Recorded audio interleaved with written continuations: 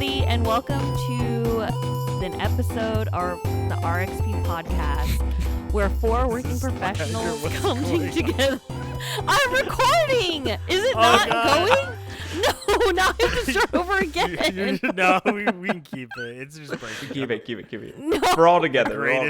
The greatest Scuff intro ever. Oh my gosh, guys. Okay, guys. This is the episode 97 of the RXP podcast where four working professionals are coming together to talk about the hobbies that they love and enjoy. And my name is Tiffany, and I'm your host for today's episode. And I'm joined by my co-hosts, Alex. This is going to be a great quality episode. I can already feel it. Matt. It's flawless. Absolutely flawless. And Yasser. I'm here. Guys, this is a chaotic episode, and we're just going to go for it. And you know why this is chaotic?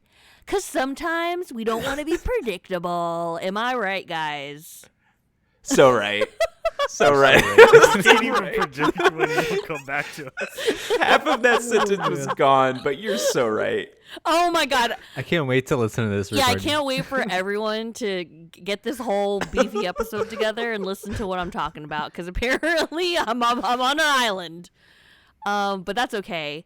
So today we're going to talk about Mystery Islands. Predictability. Predictability in shows, books, movies, what have you. Is it a good thing? Is it a bad thing? Do any of us try to predict things when we read or watch things? And that's the question that I want to start off the episode with. When you guys read or watch, do you try to figure out what's going on, and do you try to predict what's going to happen next? Anyone want to go first? Absolutely not. Like you don't want to go first? Or you don't predict? I think that was that was my answer. Yeah, it's mostly because I don't predict. It's because, you know, when you're watching or reading or playing something, I feel like a lot of it, right? Like obviously you're playing someone else's, or you're experiencing someone else's work. And, you know, you can have thoughts about where like things might lead, but obviously it's something that someone else has created. So I don't necessarily want to like circumvent, right, their creation to say, obviously in these, you know, linear mediums, right, like there's this expectation you're going to start and then go through it and reach the end, right, without skipping things or kind of like cutting ahead. And so I kind of feel like I don't want to cheat myself out of the experience, right, if it's something that kind of like emphasizes, oh, you know, obviously we're gonna get to some sort of resolution for whatever's happening, you know, whether it's emotional or physical or what have you, but I don't want to kind of try to cut the line to say, right, it's probably the whole experience that really matters. And so I don't want to have to say, I think this is going to happen and try to predict something because, right, I don't know what the creator wants me to feel, right, until I get to the end. So it's really kind of that I want to keep the experience as pure as possible. See, I feel like I agree with that because, like, if they are trying, like, if I'm reading or watching something that is a mystery thriller, it's kind of like the purpose of that is to guess alongside of it. Outside of that, though, I feel like I can sometimes be the worst enemy of anybody by just like trying to predict things that don't need predicting. Like I'm watching House of the Dragon right now, right? And there's some like implications of what could happen towards the end of this season. And I'm trying to like not make up my mind what it is going to happen and like what twist or turn, because sometimes it's like I can almost like make a headcanon ahead of time, and then if it doesn't meet that expectations, it's like I almost like have a lesser experience with it. I don't know if that makes any sense, but like it's like sometimes you can like be the own barrier to actually enjoy something because you're too busy about like the next episode and not really like this episode. Yeah, I feel like I agree with both you two. I don't generally try to predict things with the shows and the games and the movies that I watch. Although I feel like the more invested I am, the more at least like the discussions maybe come up with other people. I think I was trying to think through this, and I feel like the couple examples that come to mind are like shows like Lost or Game of Thrones, where there's just a lot of storylines, and when you're watching it while the show is running, it's just fun to like talk about who we think is going to sit on the Iron Throne at the end of the series and things like that. But it's not like, oh, I'm predicting what's going to happen this season, or I'm predicting what's going to happen later on in the episode. I think if it is too predictable, though, it's kind of a negative. Kind of to answer your question, Tiffany, like if you can see everything coming before it happens, that to me is like kind of annoying out of a show. It's not something that I would prefer out of a show. I'd like some sort of unpredictability or something to happen that I wasn't really expecting. So I'm curious what you all think about that. This is so weird. Like, it's really funny. Like, we didn't talk about this topic ahead of you kind of talking about it, Tiffany. But so I've been listening to a lot of audiobooks, right? Like, this is the theme of the year, and Yep. I am finally reading a book that I really don't want to finish, but I'm so far into it. I'm like an hour away, and I'm to the point where I'm like, I don't want to finish this, but I've already done most of the work, so I might as well finish it. It's called The Last Murder at the End of the World. It came out this year, and it's a murder mystery. It's very, this actually came out like 2 months ago. Yeah, I've heard of that I one. am not enjoying it at all. And the biggest reason I'm not enjoying it is because it's a cool premise, really cool. And a lot of the details you can't think about, and you can't guess, and you can't predict. But some of the plot, it's just the most like trite things. Like, I have seen this before. I have not read many books, and I have read this before. Like, it's just like, man, this sucks. Like, you're telling me like this guy that's kind of creepy and bad, he's the bad guy? No way. Like, okay, like I don't really understand like what the point of this book is, because it brings nothing new to anything. Like, my experience, like, I could have read the first chapter and told you, oh, he's probably bad. Like, and I don't know, I'm not really enjoying it, and a lot of it is because it was just way too predictable. That's interesting, because I would say that I actually don't find predictability that negative. And I mean, alongside you guys, if it's a murder mystery or something, I will try to figure out who done it. But I also kind of take pride in like predicting who or what someone's motivations are, or even like their response to dialogue. And I don't find that like lame. I'm just like, I'm just as clever as the author or the writer, if that makes any sense. Am I alone on that? Because it's kind of like, someone's having an argument or something, and then I'm like, I just kind of voice in the background like, but I did that because of my mother. And then if they like say the line like, but of my past, my mom, and I'm like, oh yeah, I called it. Like, I don't know. I think that's kind of fun. I get where you're coming from, honestly. I feel like it's a very fine line, if anything, because I get where you're coming from, but I also get where Matt's coming from, where you're kind of on the fine line of overly predictable, and you think that the characters are responding as you'd expect them to, which is what you'd want out of a story as well. I just feel like if I'm predicting what everyone is saying before they even say it on every line, on every scene, I feel like that would be annoying, personally. Because then, like, why am I even watching the show? I can like see how it's going to play out before I even watch it, Yeah, that's fair. I also find comfort though in like, things that I enjoy. So, for example, like every morning I have a cup of coffee because like I need it or whatever, that's just my routine, right? And then maybe I order the same thing at Panera every time I go to Panera. I don't, but like I could, right? Like maybe for like a couple weeks, I'm like, I really like that apple Fuji salad, and I get it like 3 times because I eat it because I enjoy. It's a great salad. Yeah, thank you. I eat it because I enjoy it, right? So with some books, like, because I read a lot of books, and with some of the genres, they're very similar. Like girl doesn't know she has godlike powers and gets chosen to fight in a fantasy war and lead an army or something. I feel like I've read like 7 of those books in the last like 3 years. And when they have a new spin on it or they have a new coat of paint on it, like enough to be a little bit different, like it just keeps like I'm intrigued. You know, granted, you know, when it's like I feel like I know at the end, right? Like the girl's gonna win, or like the characters are gonna win the war. It's just like who's gonna die? And sometimes I'm like, okay, I think character A and B are gonna die, and then in the end, miraculously, everyone survives. But like that doesn't like that doesn't really ruin things for me. It's just like, oh, okay, well, I guess everyone lived this time, whatever. Like, and the fact that there's not that many stakes, you know, in that particular story, I mean, that's a whole nother conversation. But like, I'm just like, okay, that was a fun time. What a delight. I guess like. Go ahead, Alex. Am I going in? Yeah. Yep.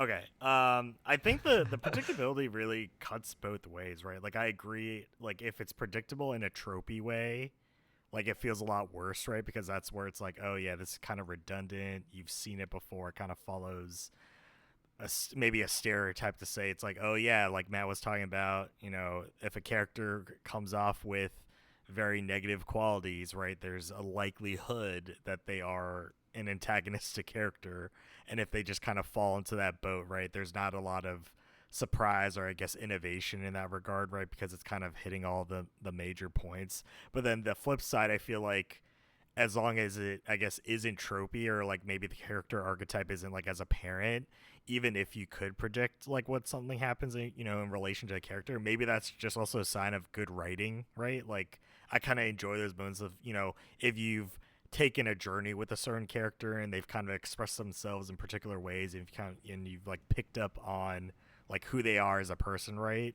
That maybe you can predict what they do, and maybe it's justified in your mind to say, well, based on these life experiences, it would make sense that they respond like this, and if they do end up doing it right, it's like kind of like a really well realized like character in that regard. So I feel like that, like there's potential for that, you know, going beyond just the trope side of it.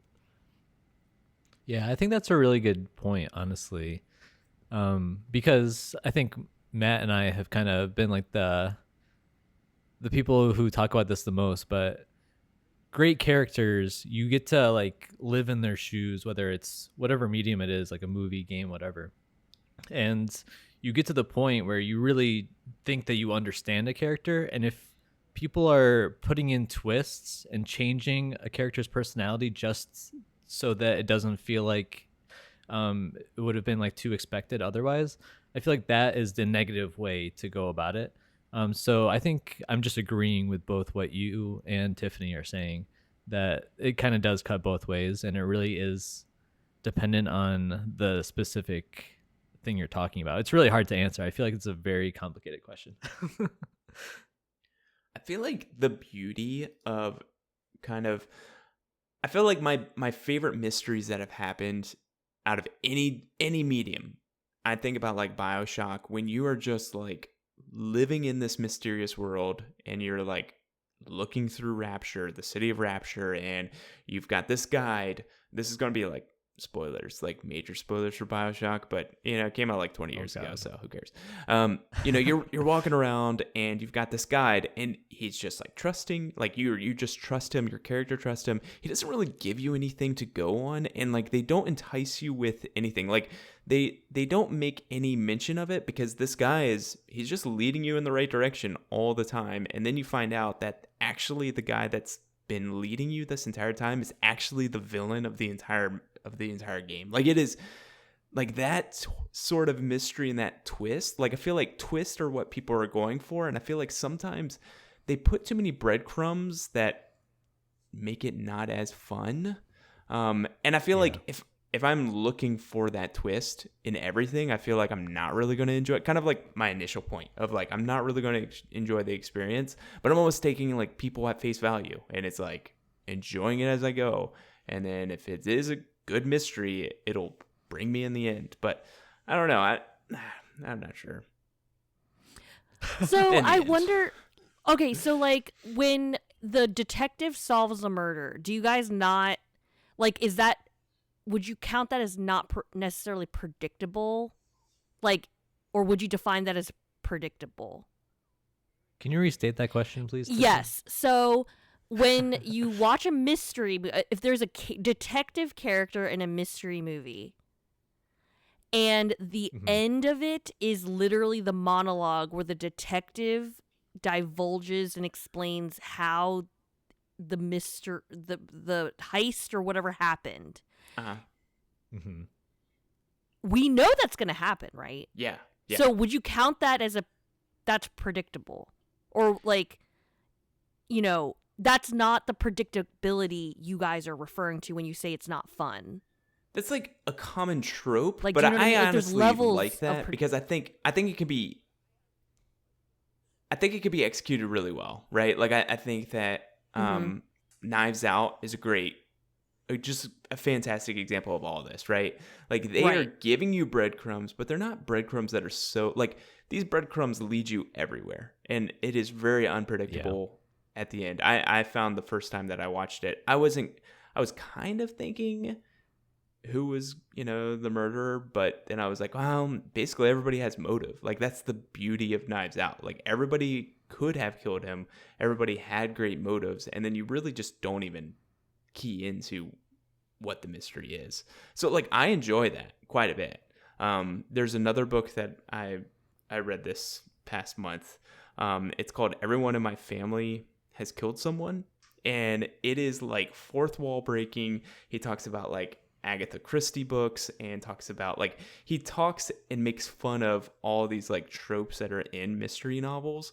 And at the end of that book, he's like, yep, and it sounds like very tropey, but you know what? Hey, we're in a library right now, so why don't I tell you who the killer is? Like he is like his character in that book, he edits mystery novels. So it's like there's ways to make those tropes like fresh and new and they don't feel super tropey.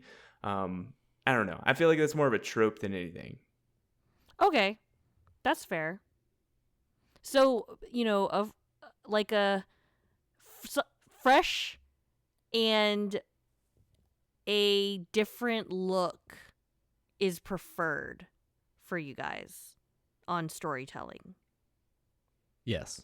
I definitely think so. Okay. And I think that's probably why I don't typically like murder mysteries, because I feel like they all just do the same exact thing. Okay. And I don't feel like there's enough like variety in a lot of those stories, but maybe I just haven't watched or read enough. I agree. I think Glass Onion and the Knives Out movies are fantastic because they're like a modern version of them.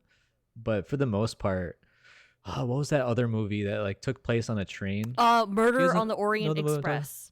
Yeah, I hated that movie. It was not what? Yeah. No, I like that one a lot. And like the one that's in Venice, it's been on my watch list for a while, but I haven't gotten to it yet.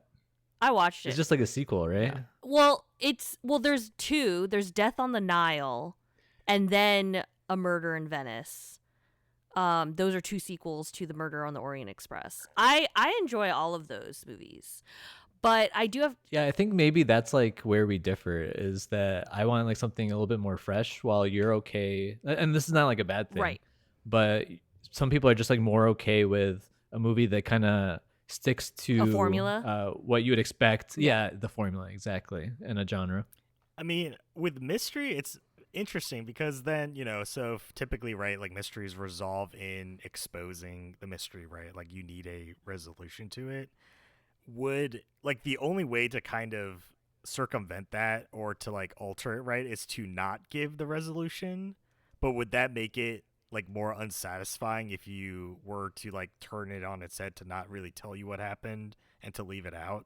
Because I feel like some like horror movies also kind of draw that line where it's like there are things going on, but they don't always really tell you exactly like everything. Yes. Kind of in that similar vein. Mm-hmm. Yes. Oh my God. When you watch a horror movie and there's like a monster and then like you never see the monster or like know what the monster actually looks like, that makes me infuriated, like so angry.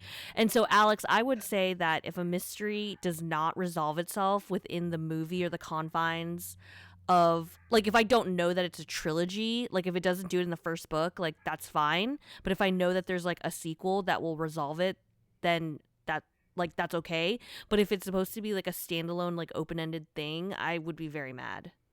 Yeah, I think that's an interesting point because I don't mind that as much. If there isn't a resolution or the answer is not very clear cut, I kind of like when filmmakers make us kind of make our own ending in a way. And I guess, but I know how some people like really react negatively to that, so I get both. yeah, sides. and I guess for that in particular, right, isn't the key thing that would point that out is Inception. I was just about to bring up well, Christopher Nolan. that's a great example Yeah. for sure. Yeah. I feel like that's like the key mark of a good Nolan film, like leaving you something to talk about, like a water cooler moment that's going to last a lifetime, where people are still talking about it, and people keep asking Christopher Nolan, "Hey, at the end of it, was it all in a dream?" And he's like, Yeah. I don't know, I have no idea." Like he Well- didn't, like he didn't even write it. He like answers that like the point is that you're supposed to talk about Yeah, it. Like the point exactly. is it's up to interpretation. It doesn't have an answer. That's the point. And people like some people really don't like that. And so I get it. Yeah, I think I enjoy a good 2-hour movie that doesn't over explain, and I will have gaps in my knowledge from beginning or end, whether it's before or after the film takes place, if the rest of it is super tight. And I think leaving the rest of the interpretation, it's like, we may not know, like, why is this bad thing happening? You don't need to over explain it. Just show it happening. Show the bad thing happening, and then the audience can piece it together the rest of the way. Same thing at the end. It was like, Right. okay, now what? Like, what does happen at the end of this movie? Yeah, and I feel like for some reason mysteries love to over explain Love things. it. Mhm. And I think like a good example of a movie that I like that is a mystery ish. And I feel like it's been so long since I've watched it that I can't really specify like the specific qualities that I love about it, but I'm pretty sure you have seen it recently, Matt. The Usual Suspects. Oh, love. One of my That's favorite like movies of all time. That's next level. Yeah. But it's really hard to follow in comparison. Where there are complaints that like at the end of the movie people don't understand what just happened. And so it's a really fine line of like how invested do you want to be, and do you want it to just be a chill murder mystery like The Orient Express or like Knives Out in comparison. Yeah. Because the whole time, that narrative, this is one of my favorite movies of all time. Like on Letterboxd, you pick 4 of your favorite movies, and they're kind of like the headliners of your profile. This is one of them. Like this is, yeah. Oh, is it? So I'm glad you brought it up. It is amazing. Just absolutely amazing. It is one of those movies where at the end of it, you're just questioning everything. Like how much of everything was true or false based upon the literal last scene. And I don't want to spoil it, but it is quite good. So completely agree. That's funny because Bioshock is much more recent than Usual Suspects, but like, I'm not spoiling Well, this because one. it's just so much. Oh yeah, you're right. Well, I can't do it. It'd take too long. No, I agree with you though. I think we should let Tiffany watch it because I feel like she hasn't watched it. I haven't. It You is know, quite good. Put it on your list. Tiffany. Okay, I'll put it on my. Is it streaming anywhere in particular? Good Let question. me check. Probably not. It's so old. Okay. Let's check. Yeah, I was just thinking more about, the fact that you're more open to open-ended endings. Yeah. But like, I'm reflecting on I love superhero movies, you guys. Yeah. And like they always win. Same. Like I True. Well, find comfort in it. kind I of. guess for me it's like because like for example, Endgame. you mean Infinity War? Both. People die in it. So like technically they won, but like at what cost, right? Yes. Like they don't completely win. Yes. I mean, I would say the greater good one. Well, for sure. Yeah, but you lose like big characters, so you could consider it like a partial one in a way. You know? Yeah, okay, that's fair. But I guess what I mean is like, I love the superhero movies where, justice prevails most of the time. And then like I love happily ever afters, right? Like Yeah. the Disney princess movies. Like, you know what I mean? Like I'm not going to lie, when I watched Frozen, I was almost waiting for Elsa to like get a prince character or something, but then she didn't because Anna was the one that had the romance, and I thought that was refreshing and different. Elsa Yeah. don't need no Yeah. man. You tell him, Alex. Yeah, that's true. She really don't. She can take care of herself. She and got the ice kingdom. powers. That's right. Yeah. That's right. Um, Can we just talk about the beauty of a bad ending, like a quote unquote bad ending? Like in Yeah. your mind, you are just thinking there is no way that this ends poorly. And I'm just now looking at my letterbox. I'm looking at my 4 favorites, right? My 4th on there, like these are in no particular order, but a movie that I rewatched this year, absolutely blubbering at the end of this movie, like just losing myself, like literally sobbing on the couch watching it, is La La Land. Have you guys ever watched yeah. La La Land? It's honestly, Yes. La La Land is an amazing movie. it's breathtaking. It is and that's a bad quote unquote ending. a yeah, bad ending because Good at example. the end, it does leave it Spoilers. to interpretation. This is spoilers, but they don't end up together, and that is something that like the entire movie you're thinking, no, these are like soulmates. This is literally Hollywood. They're singing about Hollywood. They're talking about Hollywood. They are living the Hollywood dream. Of course they're going to have the Hollywood ending, and they don't. And they live completely separate lives, and those lives are okay or acceptable. And that just absolutely kills me because in that last medley where they go through every single song that was played through La La Land, which is fantastic, it goes through and it plays through what their life would look like if they were together, but none of that existed because of one argument that festered and turned into all these sorts of things. So they end up with 2 separate people. They have 2 completely different lives, and it is just so impactful. I loved it. And talk about like a mystery that doesn't go exactly the way you think. Probably the best. Honestly, now that I'm thinking about it, that's probably the best example I could ever come up with. Yeah, I think that's a great example. Go ahead. no, Tiffany. I was just gonna say like, I didn't like that. Exactly, right? But that's There are the people that point. don't like endings like that, and that's the thing. Like, do you like things to come up and resolve themselves in a movie? And if you do, then twists like that are not going to be something that makes you Right. happy. But to me, like, I agree with Matt. Like, that keeps you guessing in a movie, and it makes it so that you don't just forget the ending, because every movie they just end up together, right? Like, there's a million rom-coms I've watched. I can't remember the endings of most of them because they just all end up together, right? And so it's like not memorable in any way. While La La Land, for example, is very memorable for its ending in comparison.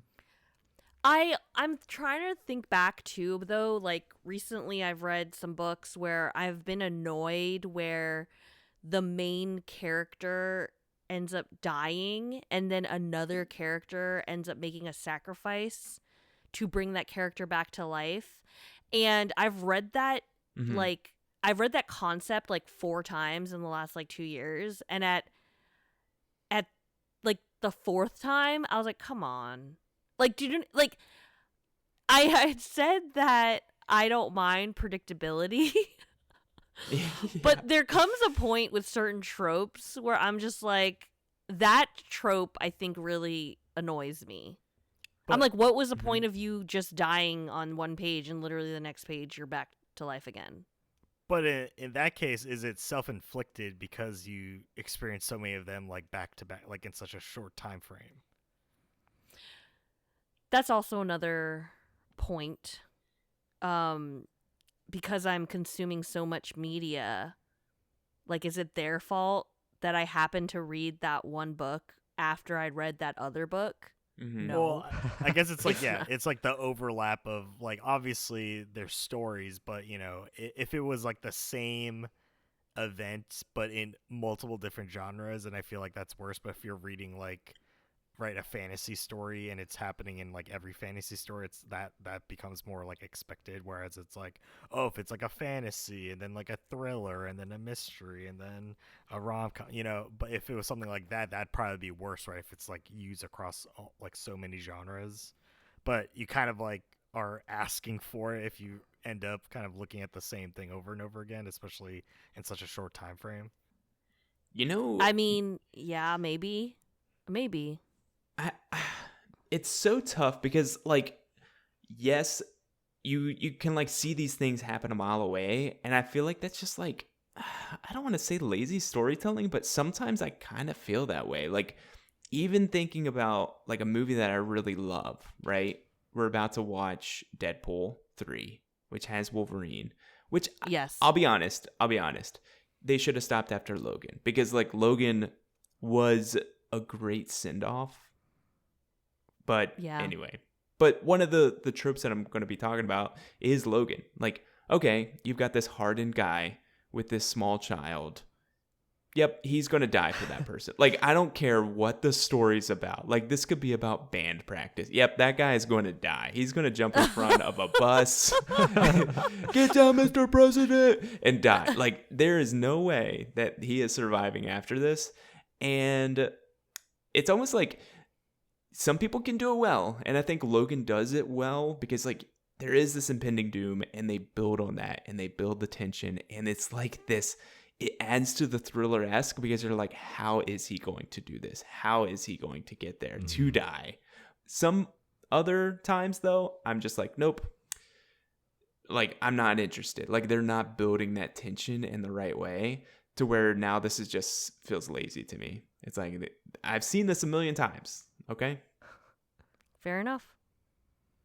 Yeah, no, I think that's a really good point. Like, writing, like, obviously changes the way that you interpret something that seems obvious, because there could be a lazy way to write it and there could be a unique, novel way to write something that still falls within the trope that you're talking about, but at least does it in a way that maybe you weren't expecting. So it is a little bit more nuanced when you talk about it that way. And that, anything else? I mean, that was our discussion on predictability. I do have something for Matt, because this is kind of where we're at an interesting crossroads with kind of like seeing where things are. And I don't want like a real answer, but Matt, we're coming off. I will of give Final fake Fantasy answers 7. only. Well, it's more so because I don't want to spoil anything, but I just want to get Okay. your vibe. This is like a vibe check. So we're coming off of Final Fantasy 7 Rebirth. This is part 2 in a trilogy. Do you have like any inclinations of like where the story's going with this? Like, not like specifics, but kind of like your feeling of like where the story is going to end up. That's really good because I have no idea what's happening. Like, overarching story, I'm pretty sure, I know this might be bold. Everybody, I hope everybody's sitting. No one's using a standing desk. I'm pretty sure Cloud and Sephiroth face off in the end, and something tells me Cloud's going to die. I don't know. Maybe not. Maybe it's the other way. Like, maybe his friends see him through. Actually, no, I know he sees him through. Like, because I watch Advent Children, which happens afterwards. Never mind. So, like, I know. They're going to fight, and it's going to be close, but it's going to be like full Kingdom Hearts. Like, that. I know. Like, Woody's going to come out of nowhere, and he's like, listen, partner, I'm with you too. And it'll be great. But yeah, like, I feel like it's very unpredictable. And this is because I know they're adding like different facets to you. My question to you is, having known what the story is with all the additions to it, like, is this a pretty easy picture to know what part 3 is going to look like for you? I think at least the story beats that or exist are kind of something to lean on. But I'm pretty sure with how they've done this remake series so far with part 1 and part 2, they are looking to add extra layers to it. So I think it is something where, like, if you're coming from the original, I think we're coming up on 27 years now since the original release, that there's a lot you can recall from that if you remember everything, and that still holds true today.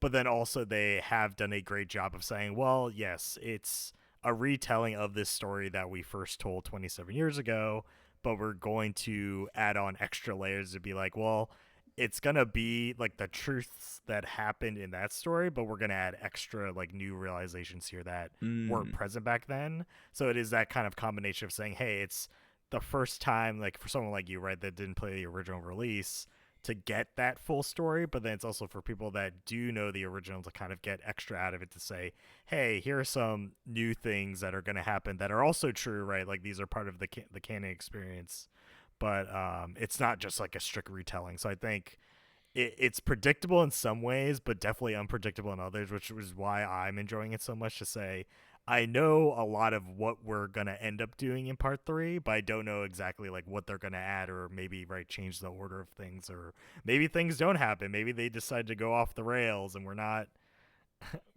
following what was set in stone previously. So that would be interesting too. So I think this is one of those moments, right? Especially where I feel like a lot of stories don't get the chance of being remade, right?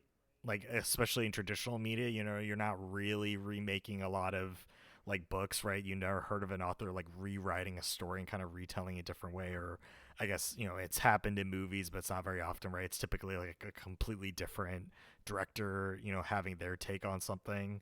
But in this case, right, it is a majority of the original creators, right? Like the directors, the art directors, the writers, like returning to kind of reproduce this work, but then give it a like brand new coat of paint, and also maybe tweak it a little bit, which is very kind of interesting to see this, especially almost 3 decades later, to get it. So I'm definitely excited to see what happens.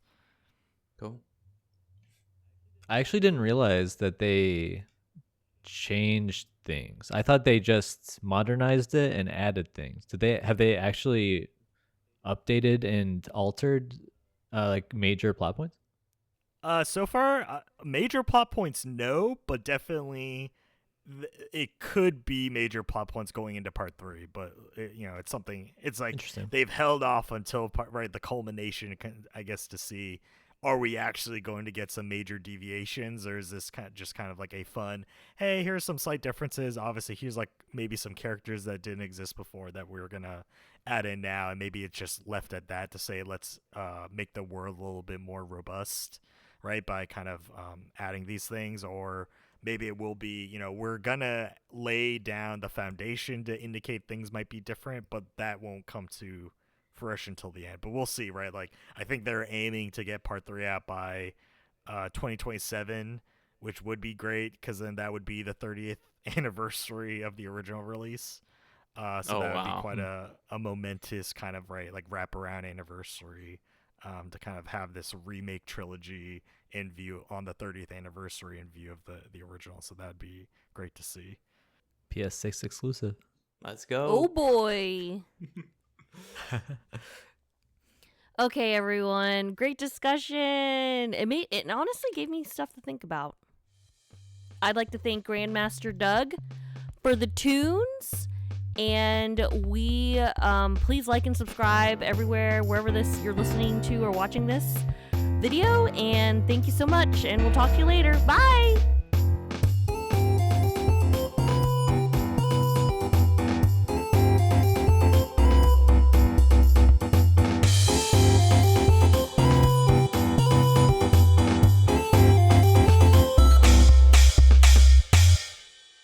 Elsa don't need no man.